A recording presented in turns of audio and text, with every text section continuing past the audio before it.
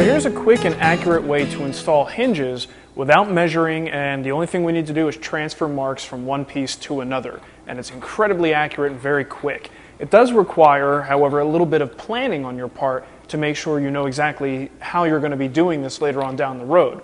Now, in this particular example, I've got mortises already in the side of my cabinet, and I need to transfer those locations of those mortises to the door so that the hinges lie in exactly the same location on both. If it's even slightly off, those hinges are not going to work properly.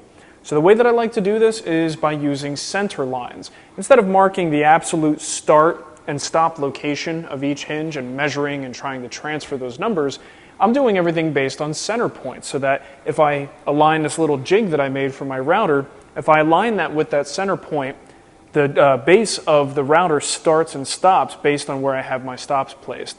But all I need to do is line up my center line on the jig with the center line on the workpiece. So if I can transfer the center line of these existing mortises here to my new door and then put the jig onto the door like so, I should be able to get those the mortises placed in exactly the right position.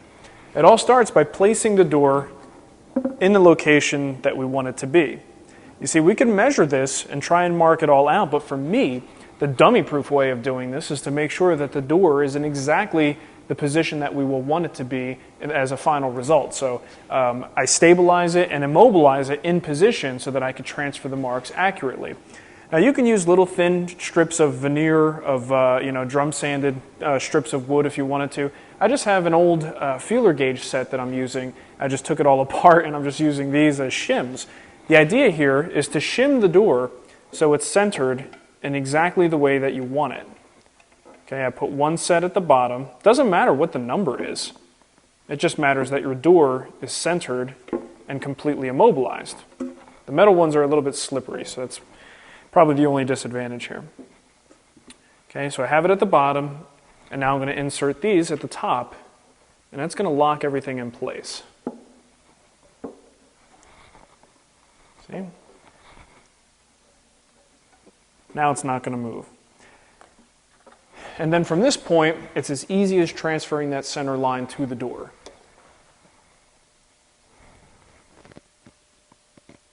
Now with these center lines in place, all I need to do is attach my jig, start up the router, and go. And I can be absolutely certain that those hinge mortises are going to be in the exact location that I want them to be.